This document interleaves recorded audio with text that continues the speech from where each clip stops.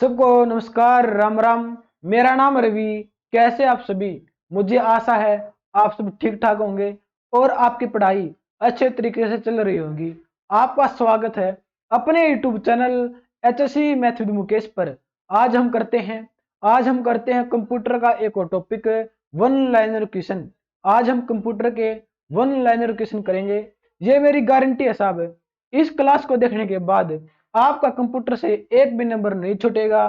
तो चलिए करते हैं शुरू कंप्यूटर के वन लाइनर क्वेश्चन। देखो हमारे एग्जाम में कैसा प्रश्न आ सकता है। देखो प्रश्न ये है, किसी पाठ्य को तिरछा करने के लिए कौन सा बटन क्लिक किया जाता है। देखो प्रश्न ये है, किसी पाठ्य को तिरछा करने के लिए कौन सा बटन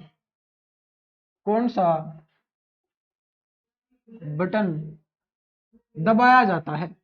प्रश्न ये है साहब कि किसी पाठ्य को तिरछा करने के लिए कौन सा बटन दबाया जाता है।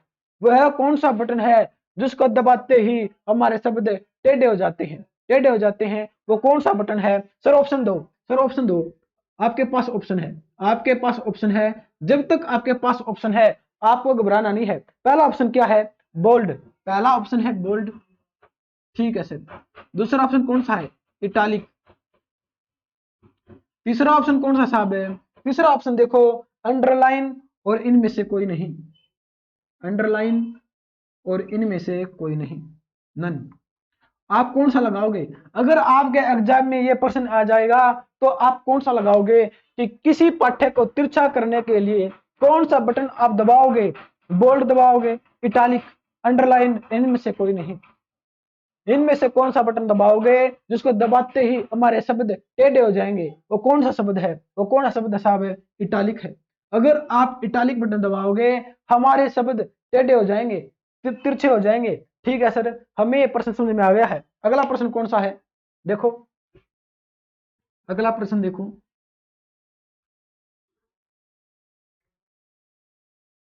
अगला प्रश्न साहब मोस्ट इंपोर्टेंट है। कंप्यूटर में किसी अक्षर या चिन्ह को कितनी बाइटों में स्टोर किया जाता है। प्रश्न ये है, कंप्यूटर में किसी अक्षर या चिन्ह, कंप्यूटर में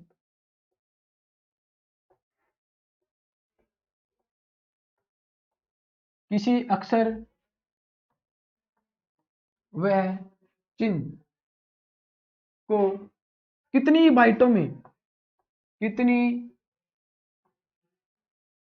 बाइटों में स्टोर किया जाता है, स्टोर किया जाता है।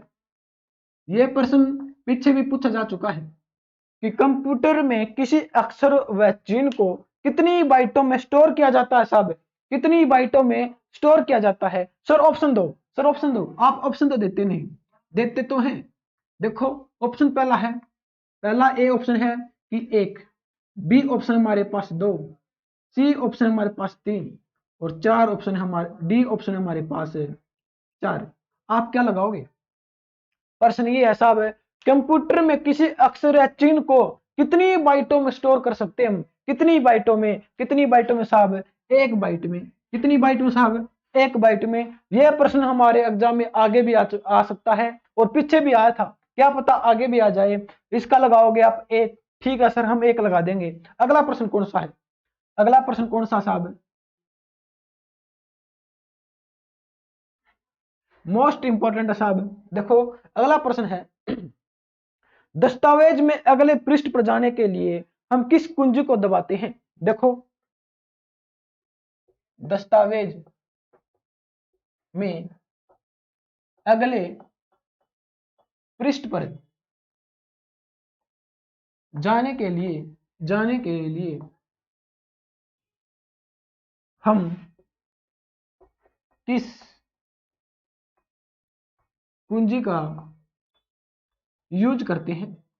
बताओ साहब, दस्तावेज में अगले पृष्ठ पर जाने के लिए, अगले पृष्ठ पर जाने के लिए हम किस कुंजी का यूज करते हैं? हम किस बटन को दबाते हैं? अगर हमें अगले पेज पर जाना है, अगर हमें अगले पेज पर जाना है, हम कीबोर्ड का कौन सा बटन इस्तेमाल करेंगे?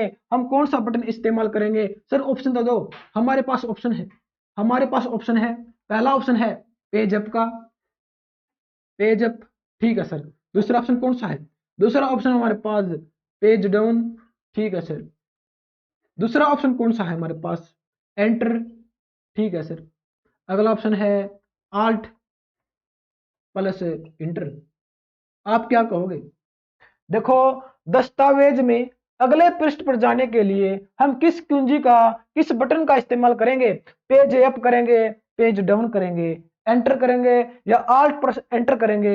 ये एग्जाम में आ सकता है साहब। आप क्या कहोगे? आप कहोगे पेज डाउन। क्या कहोगे साहब? Page down. अगर आप पेज डाउन का बटन क्लिक करते हो, तुम ऑटोमेटिक अगले पेज पर चले जाओगे। अगर आप पेज डाउन करते हो, तुम अगले पेज पर चले जाओगे। आप पहले पेज से दूसरे पेज पर चले जाओगे पेज डाउन क्लिक करते ही। ठीक है सर, हमें आपकी बात समझ में आ गई है और हमने इसका स्क्रीनशॉट भी ले लिया। आप तो बहुत तेज हो। अगला प्रश्न क्या है? अगला प्रश्न क्या है साहब? देखो, अगला प्रश्न ये है किसी फाइल या फोल्डर का नाम बदलने के लिए हम क्या करते हैं? किसी फाइल, किसी फाइल या फोल्डर का नाम चेंज करने के लिए, नाम चेंज करने के लिए हम क्या करते हैं? हम क्या करते हैं? ये मोस्ट इंपोर्टेंट क्वेश्चन है। हम आपको वो क्वेश्चन करवा रहे हैं जो एग्जाम में आ सकते हैं, वैसे के वैसे एग्जाम में आएंगे जैसे हम आपको करवा रहे हैं। ठीक है सर। प्रश्न ये है, फाइल या फोल्डर का नाम चेंज करना है तो हम क्या करेंगे? हम, वो कौन सी प्रोसेस है जो उसका नाम चेंज कर देगी? वो कौन सी प्रोसेस है? सिर्फ ऑप्शन दो। ऑप्शन क्या है? ऑप्शन आपके पास ऑप्शन है चेंज नेम, चेंज नेम, ठीक है सर। रीनेम, ठीक है सर, रीनेम। तीसरा ऑप्शन है न्यू नेम, या ऑप्शन ऑल, सभी के सभी। देखो, अगर आपने किसी फाइल का, किसी फोल्डर का नाम चेंज करना है तो आप क्या करोगे? आप क्या करोगे? चेंज नेम करोगे, रीनेम करोगे, न्यू नेम करोगे, या सारे के सारे आप किसी से भी कर सकते हो? क्या कहोगे साहब? आप रीनेम करेंगे सर हम, क्योंकि आपको पता है जब भी हम किसी का नाम चेंज करते हैं, किसी कंप्यूटर में, फोन में, हम क्या करते हैं? रीनेम करते हैं। रीनेम करते ही वो नाम चेंज हो जाएगा। ठीक है सर, हमें आपकी बात समझ में आ गई है। अगला प्रश्न क्या है? अगला प्रश्न देखो, अगला प्रश्न मोस्ट इंपोर्टेंट है साहब। देखो, सी लैंग्वेज में लिखे गए प्रोग्रामों को किसके द्वारा मशीनी भाषा में चेंज किया जाता है? देखो, सी लैंग्वेज, सी लैंग्वेज में लिखे प्रोग्रामों को मशीनी भाषा में, मशीनी भाषा में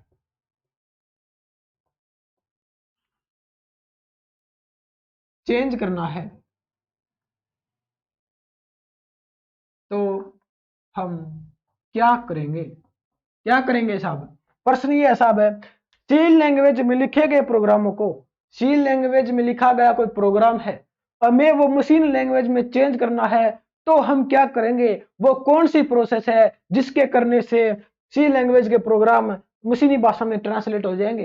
कौन से है सर? ऑप्शन दो। ऑप्शन कौन सा है? देखो, पहला ऑप्शन हमारे पास ऑप्शन है। जब तक हमारे पास ऑप्शन है, हमको घबराना नहीं है, जरा सा भी नहीं घबराना। पहला ऑप्शन है कंपाइलर, कंपाइलर, ठीक है सर, पहला ऑप्शन हो गया। दूसरा ऑप्शन कौन सा है? इंटर इंटरप्रेटर, कौन सा है? इंटरप्रेटर, ठीक है सर। तीसरा ऑप्शन कौन सा है? तीसरा ऑप्शन देखो, तीसरा ऑप्शन कौन सा है? ऑपरेटिंग सिस्टम, कौन सा है? ऑपरेटिंग,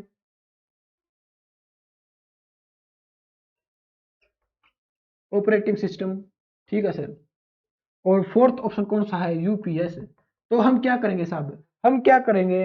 हम करेंगे कंपाइलर, हम करेंगे कंपाइलर। कंपाइलर करते ही सी लैंग्वेज के प्रोग्राम मशीनी भाषा में चेंज हो जाएंगे साहब। क्या हो जाएंगे? सी लैंग्वेज के प्रोग्राम मशीन भाषा में चेंज हो जाएंगे। किस प्रोसेस करने से? कंपाइलर प्रोसेस करने से। ठीक है सर, हमने इसका स्क्रीनशॉट ले लिया है। अगला प्रश्न क्या है?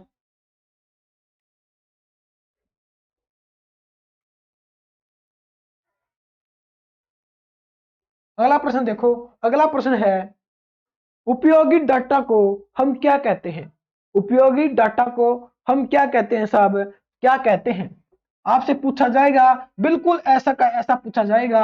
उपयोगी उपयोगी डाटा को हम क्या कहते हैं? क्या कहते हैं? क्या कहते हैं साहब? सर ऑप्शन दो, ऑप्शन दो। ऑप्शन है आपके पास, जब तक आपके पास ऑप्शन है आपको पता है, आपको पता है क्या है। देखो ऑप्शन है फाइल रिकॉर्ड डाटा, फाइल। दूसरा ऑप्शन है रिकॉर्ड। तीसरा ऑप्शन है डाटा।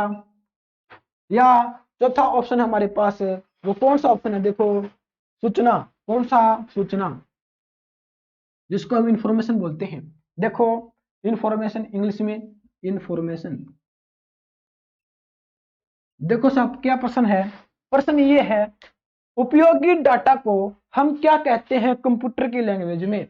उपयोगी डाटा को हम क्या कहते हैं कंप्यूटर की लैंग्वेज में? क्या कहते हैं? फाइल कहते हैं, या रिकॉर्ड कहते हैं, या डाटा कहते हैं, या सूचना इंफॉर्मेशन कहते हैं? सूचना या इंफॉर्मेशन कहते हैं। क्या कहते हैं साहब? सूचना कहते हैं। हम किसी भी डाटा को, उपयोगी डाटा को हम सूचना कहते हैं। क्या कहते हैं? इंफॉर्मेशन कहते हैं। ठीक है सर, हमें आपकी बात समझ में आ गई है। देखो अगर आपको हमारी बात समझ में आती है तो आप शेयर करते, आप शेयर तो करते नहीं, इसका मतलब ये है कि आपको हमारी बातें समझ में नहीं आती। नहीं आती साहब? सर आती है, आती है तो आप आज शेयर करके दिखाना, तब हम मानेंगे। ठीक है सर, आज हम शेयर कर देंगे। देखो अगला प्रश्न क्या है? देखो अगला प्रश्न मोस्ट मोस्ट इंपोर्टेंट है। कर्सर वाले चिन्ह को हटाने के लिए कीबोर्ड के किस कुंजी का उपयोग करते हैं? देखो साहब पहली बात तो ये है कि कर्सर होता क्या है। देखो पहले प्रश्न ही लिख देता हूं मैं। कर्सर को कर्सर को हटाने के लिए हम कीबोर्ड के किस बटन का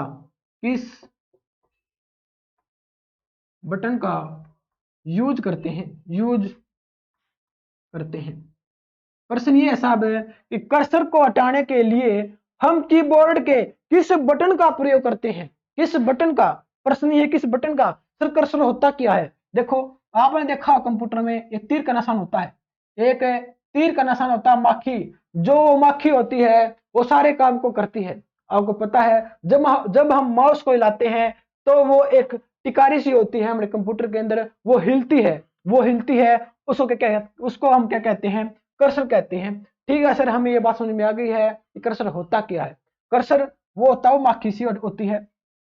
अगर कर्सर को हटाने के लिए हम कीबोर्ड के किस बटन का यूज करेंगे? अगर देखो हमारे पास माउस नहीं है, मान लो हमारे पास एक टाइम पर माउस नहीं है, तो हम कीबोर्ड से कैसे यूज करेंगे?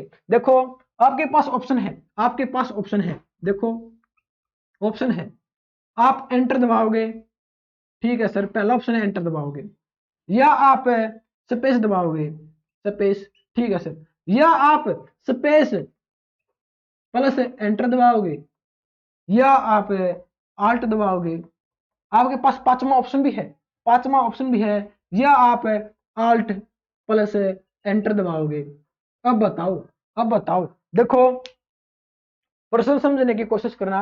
अगर अगर कर्सर को हटाना है तो आप कीबोर्ड के किस बटन का यूज करोगे? अगर आपके पास माउस नहीं है तो आप इस्तेमाल कैसे करोगे कीबोर्ड से?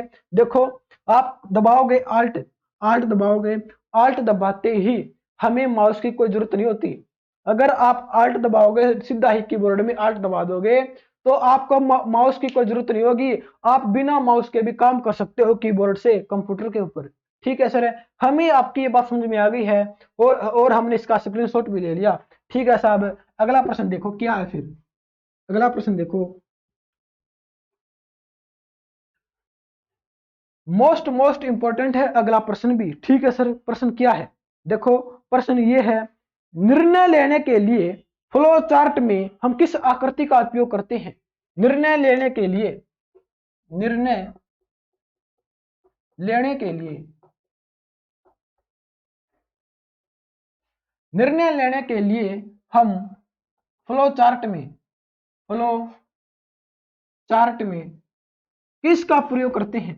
किस आकृति का, किस आकृति का प्रयोग करते हैं साहब, प्रयोग करते हैं? यह प्रश्न तो सर मोस्ट इंपोर्टेंट है। हमें दिखाई दे रहा है कि यह प्रश्न तो मोस्ट इंपोर्टेंट है और हमारे एग्जाम में आ सकता है, हमारे एग्जाम में आ सकता है। आप बिल्कुल सत्य कह रहे हो कि यह प्रश्न आ सकता है।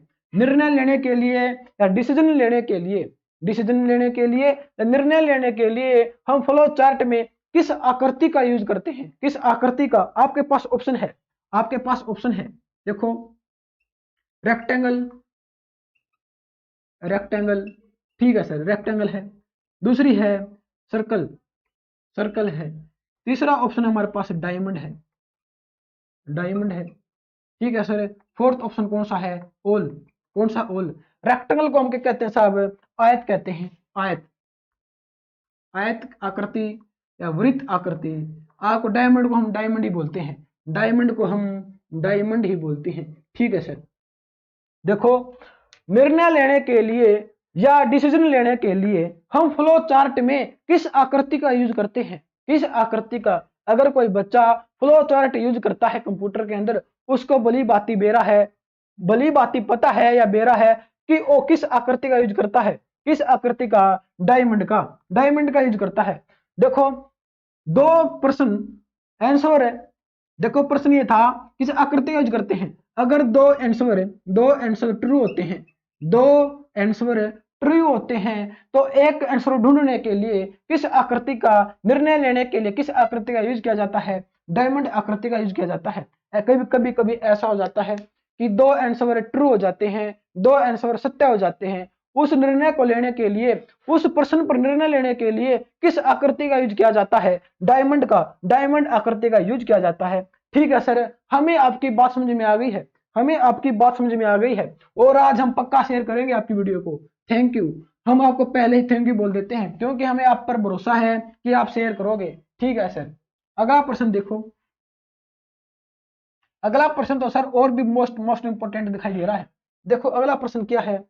अगला प्रश्न है कि टेक्स्ट को डबल डबल अंडरलाइन करने के लिए किसका प्रयोग करते हैं? किसका? देखो टेक्स्ट को डबल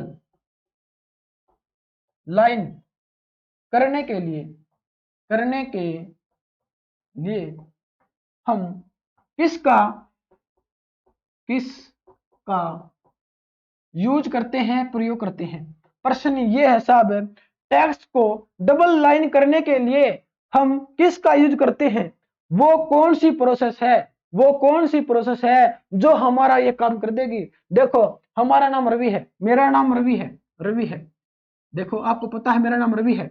अगर इसको डबल डबल लाइन करना है, इसके नीचे ऐसे करना है डबल लाइन, तो वो कौन सी प्रोसेस है जो रवि के नीचे डबल लाइन कर देगी? वो कौन सी प्रोसेस है? सर ऑप्शन दो, ऑप्शन दो, ऑप्शन दो। देखो ऑप्शन हमारे पास है, पहला ऑप्शन है, पहला ऑप्शन है control shift plus D, control, control plus shift plus D, पहला ऑप्शन है। ठीक है सर, दूसरा ऑप्शन दो। दूसरा ऑप्शन हमारे पास है शिफ्ट प्लस डी। ठीक है सर, तीसरा ऑप्शन दो कंट्रोल प्लस डी। ठीक है सर, और चौथा ऑप्शन है शिफ्ट प्लस कंट्रोल। आप क्या कहोगे? टेक्स्ट को डबल लाइन करना है तो हम क्या करेंगे? वो कौन सी प्रोसेस है इनके, इसके अंदर वो कौन सी प्रोसेस है इनमें से जो रवि के नीचे या किसी भी नाम के नीचे डबल लाइन कर देगी? वो कौन सी प्रोसेस है? वो कौन सी हिसाब है? Control shift plus D. अगर आप कंट्रोल शिफ्ट डी दबाओगे कीबोर्ड से तो नाम के नीचे डबल लाइन हो जाएगी साहब, डबल लाइन हो जाएगी। ठीक है सर, हमें आपकी बात समझ में आ गई है। अगला प्रश्न क्या है? अगला प्रश्न देखो, मोस्ट इंपोर्टेंट है। ठीक है सर, बताओ। देखो प्रश्न ये है, HTML भाषा के प्रोग्राम को रन करने के लिए किस सॉफ्टवेयर का यूज किया जाता है? HTML भाषा के प्रोग्राम को रन करने के लिए HTML भाषा के प्रोग्राम को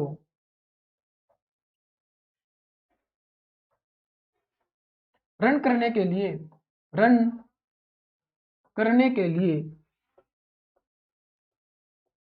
हम क्या करते हैं? हम क्या करते हैं साहब? हम किस सॉफ्टवेयर का यूज करते हैं साहब? प्रश्न ये है, HTML भाषा के प्रोग्राम को रन करवाना है, मतलब चलाना है। HTML भाषा के प्रोग्राम को रन करवाना है, मतलब चलाना है। कंप्यूटर भाषा में किसी चीज को चलाना रन कहलाता है, रन करवाना है।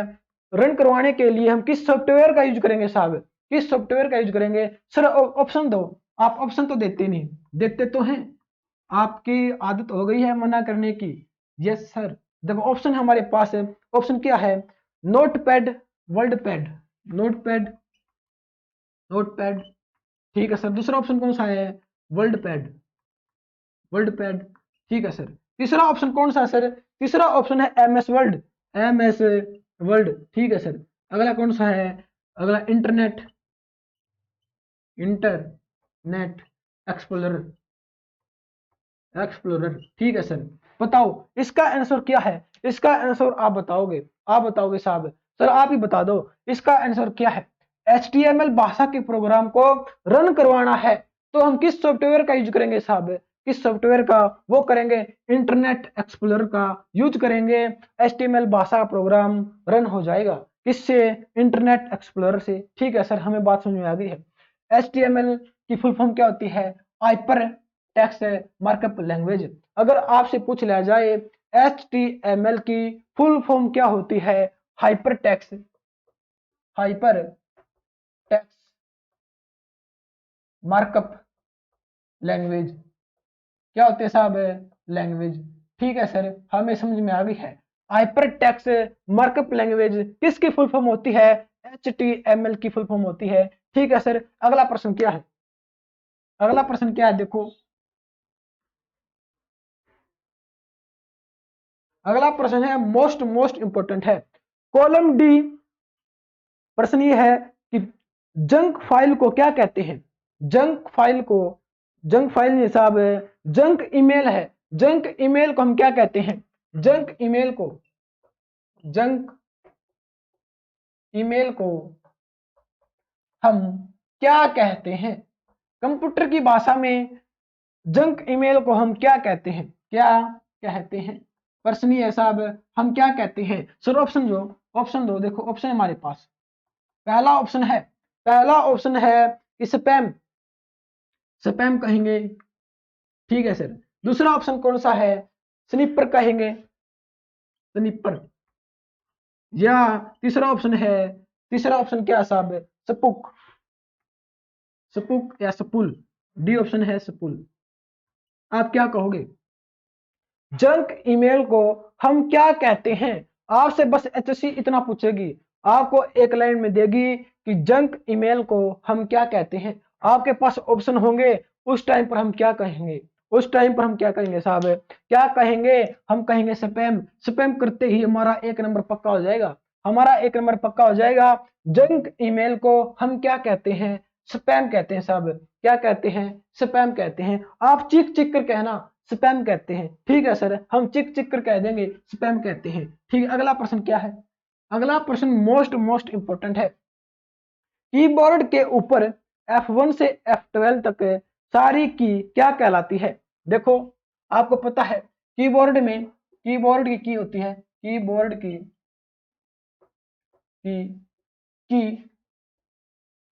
F1 से लेकर F12 तक क्या कहलाती है? कीबोर्ड के अंदर जो की होती है F1 से लेकर F12 तक, वो सारी की सारी क्या कहलाती है? क्या कहलाती है साहब? और सर ऑप्शन दो। ऑप्शन हमारे पास, पहला ऑप्शन है न्यूमेरिक, न्यूमेरिक की, ठीक है सर। दूसरा ऑप्शन है फंक्शन की, ठीक है सर। तीसरा ऑप्शन है हमारे पास नॉर्मल की, नॉर्मल की, ठीक है सर। अगला है फ्री की। आप क्या कहोगे? कीबोर्ड के अंदर F1 से लेकर F12 तक की कुंजी होती है, बटन होते हैं। हम उन बटनों को क्या कहते हैं? क्या कहते हैं साहब? न्यूमेरिक की कहते हैं, फंक्शन की कहते हैं, नॉर्मल की कहते हैं, या फ्री की कहते हैं? क्या कहते हैं? क्या कहते हैं साहब? फंक्शन की कहते हैं साहब। क्या कहते हैं? फंक्शन की। एफ से फंक्शन होता है, ना कि फ्री होता है, ठीक है सर। फंक्शन की कहते हैं। हमें इस बात का पता था, हमें इस बात का पता था। अगला प्रश्न क्या है? मोस्ट मोस्ट इंपॉर्टेंट है अगला प्रश्न। तो देखो अगला प्रश्न ये है, कॉलम डी और पंक्ति पंक्ति 5 में पढ़ने वाले सेल को हम क्या कहते हैं? देखो प्रश्न ये है, कॉलम कॉलम 5 और पंक्ति डी में पढ़ने वाले सेल को हम क्या कहते हैं? क्या कहते हैं साहब? क्या कहते हैं? ये प्रश्न तो सर मोस्ट इंपॉर्टेंट है। इस पर तो ना डबल स्टार लगा लियो सर। हम डबल नहीं ट्रिपल लगाएंगे, वो आपकी मर्जी है साहब। आपने जो पीछे क्वेश्चन लिखे या नहीं लिखे, ये प्रश्न जरूर लिख लेना कि कॉलम 5 और पंक्ति डी में पढ़ने वाले सेल को हम क्या कहते हैं? क्या कहते हैं साहब? ऑप्शन हम हमारे पास ऑप्शन है। देखो क्या कहेंगे? D5 कहेंगे, ठीक है सर। D5 कहेंगे, ठीक है सर। D5 कहेंगे, ठीक है सर। चौथा ऑप्शन कौन सा हमारे पास है कि हम क्या कहेंगे? D5 कहेंगे। देखो साहब, अब आपकी परीक्षा की घड़ी आ गई है। आप क्या कहोगे? कॉलम 5 और पंक्ति डी में पढ़ने वाले सेल को हम क्या कहते हैं? हम इसका एक डायग्राम बना देते हैं, आपको जल्दी समझ में आएगा। देखो ये हमारा पेज है, ये हमारा पेज है। इस पर A B C D E लिखा होता है। इसके ऊपर 1 2 3 4 5 लिखा होता है, ठीक है साहब। देखो ये D है, ये 4 है। इसको हम क्या कहेंगे? इस कॉलम को हम क्या कहेंगे साहब? ये प्रश्न ये पूछ रहा है कि हम इस कॉलम को हम क्या कहेंगे? इस कॉलम को क्या कहेंगे? D और 5 कहेंगे। D और 5 कहेंगे। D गुणा में 5 है ये, D5 क्या कहेंगे? D5 कहेंगे। क्या कहेंगे साहब? D5 कहेंगे, ना कि D ये ये नहीं कहेंगे, D5 कहेंगे। अगर आपसे भविष्य में कोई भी एग्जामिनर ये प्रश्न पूछ ले कि कॉलम 5 और पंक्ति डी में पढ़ने वाले सेल को हम क्या कहते हैं? D5 कहते हैं साहब। हमेशा याद रखना, पहले ABCD वाले अक्षर आएंगे, फिर गिनती वाले अक्षर आएंगे। पहले आएंगे ABCD वाले अक्षर, फिर आएंगे 1 2 गिनती वाले अक्षर। पहला D फिर 5। अगर आपसे पूछे पहले C फिर 3, पहले B फिर 2, पहले A फिर 1, पहले ऐसे करके आएंगे, ना कि पहले न्यूमेरिकल अक्षर आएंगे फिर ABCD अक्षर आएंगे। पहले आएंगे ABCD वाले अक्षर, फिर आएंगे गिनती वाले अक्षर, ठीक है सर। हमें आपकी बात समझ में आ गई है। अगला प्रश्न क्या है? देखो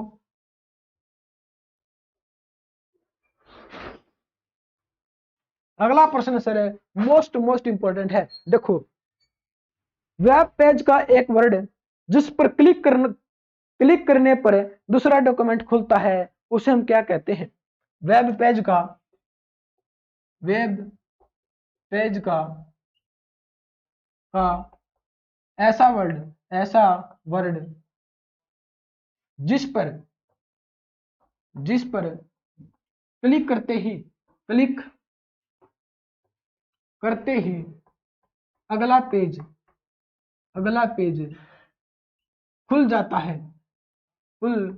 जाता है, उसे हम क्या कहते हैं? वेब पेज का ऐसा वर्ड जिस पर क्लिक करते ही अगला पेज खुल जाता है, उसे हम क्या कहते हैं साहब? उसे हम क्या कहते हैं? हमारे पास ऑप्शन है। ऑप्शन क्या है? एंकर कहते हैं। पहला है एंकर, ठीक है सर। पहला एंकर है। दूसरा ऑप्शन कौन सा है? URL, URL. तीसरा है रिफ्रेश, रिफ्रेश। और चौथा हमारा पास है हाइपरलिंक, हाइपरलिंक। आप क्या कहोगे? वेब पेज का ऐसा वर्ड जिस पर क्लिक करते ही अगला पेज खुल जाता है, उसे हम क्या कहते हैं? उसे हाइपरलिंक कहते हैं। देखो साहब, अगर आप वेब पेज यूज कर रहे हो और हाइपरलिंक पर क्लिक करते हो, हाइपरलिंक पर क्लिक करते हो तो अगला पेज खुल जाता है, ऑटोमेटिक अगला पेज खुल जाता है साहब, हाइपरलिंक पर क्लिक करते ही। क्योंकि हाइपरलिंक का मतलब होता है जोड़ना, ये कई सारे पेजों को जोड़ लेता है और जैसे ही हम क्लिक करते हैं अगला पेज दे देता है, क्लिक करते ही अगला पेज, क्लिक करते ही अगला पेज। ठीक है सर, हमें आपकी बात समझ में आ गई। देखो अगला प्रश्न क्या है?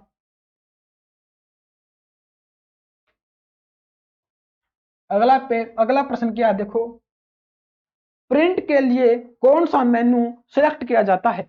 देखो प्रश्न ये है, प्रिंट के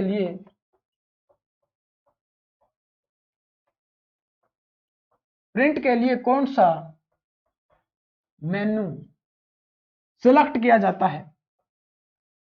सिलेक्ट किया जाता है, बताओ भाई। ऑप्शन दो तो सर, ऑप्शन तो आप देते नहीं, बताएंगे कैसे? ऑप्शन है हमारे पास, देखो एडिट, पहला ऑप्शन है एडिट, दूसरा ऑप्शन है फाइल, तीसरा ऑप्शन है फॉर्मेट और चौथा ऑप्शन है ऑल, ये सभी के सभी। आप क्या कहोगे? प्रिंट के लिए कौन सा मेन्यू सिलेक्ट किया जाता है? अगर हमने प्रिंट करना है, अगर हमने कोई पेज प्रिंट करना है तो हम क्या करेंगे? इनमें से क्या करेंगे? आप फाइल करोगे, क्योंकि जब आप फाइल को खोलोगे, उस फाइल के अंदर ही प्रिंट का ऑप्शन होता है। फाइल के अंदर जब आप फाइल को खोलोगे, फाइल के अंदर है प्रिंट का ऑप्शन होता है, ना कि एडिट के अंदर, ना कि फॉर्मेट के अंदर। किसके अंदर होता है साहब? फाइल के अंदर होता है। ठीक है सर, फाइल के अंदर होता है। प्रिंट करने के लिए कौन सा मेन्यू सिलेक्ट करेंगे? फाइल करेंगे। ठीक है सर, अगला प्रश्न क्या है? अगला प्रश्न है साहब है फुल फॉर्म। अब हम कुछ फुल फॉर्म कर लेते हैं। ठीक है सर, फुल फॉर्म करवाओ। देखो पहली कौन सी है? F F A x, F A x full form क्या है? Far away, far away xerox, xerox full form होती है। ठीक है सर, पहली है ये। दूसरी कौन सी सर? दूसरी है I S H, I S H information super highway, super highway. आपसे पूछा जाएगा आईएसएच की फुल फॉर्म क्या होती है? Information super highway. ठीक है सर, अगली कौन सी है? अगली है L I S P, L I S P, L I S P list processing, list processing. ठीक है सर, अगली कौन सी है? अगली कौन सी है?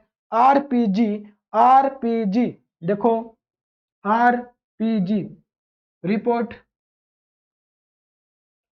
Report program generator, generator.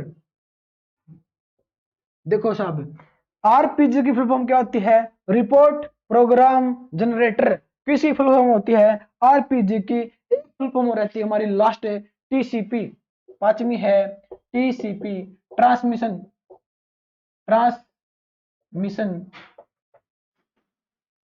Transmission control protocol साहब, कंट्रोल प्रोटोकॉल। देखो प्रश्न ये साहब है, हमने आज आज किए हैं 5 फुल फॉर्म। इनमें से सारी की सारी इंपॉर्टेंट है, सारी की सारी एग्जाम में आने के लिए तैयार है, आने के लिए तैयार है। पहली है टीसीपी, टीसीपी की फुल फॉर्म क्या होती है? Transmission control protocol, transmission control protocol. ठीक है सर, एफ ए एक्स की फुल फॉर्म क्या होती है? Far away xerox, far away xerox होती है। I S H information super highway, information super highway. ठीक है sir, L I S P की क्या होती है? लिस्ट प्रोसेसिंग होती है, लिस्ट प्रोसेसिंग। आरपीजी, आरपीजी क्या होती है? Report program generator. क्या होती है? रिपोर्ट प्रोग्राम जनरेटर होती है। आज की क्लास में हमारे कंप्यूटर के इतने क्वेश्चन थे। अगर आपको हमारी क्लास अच्छी लगे तो लाइक करो, कमेंट करो, शेयर करो और HSC math with Mukesh YouTube channel को कर दो सब्सक्राइब और बेल आइकन को प्रेस करना मत भूलना। तब तक के लिए धन्यवाद।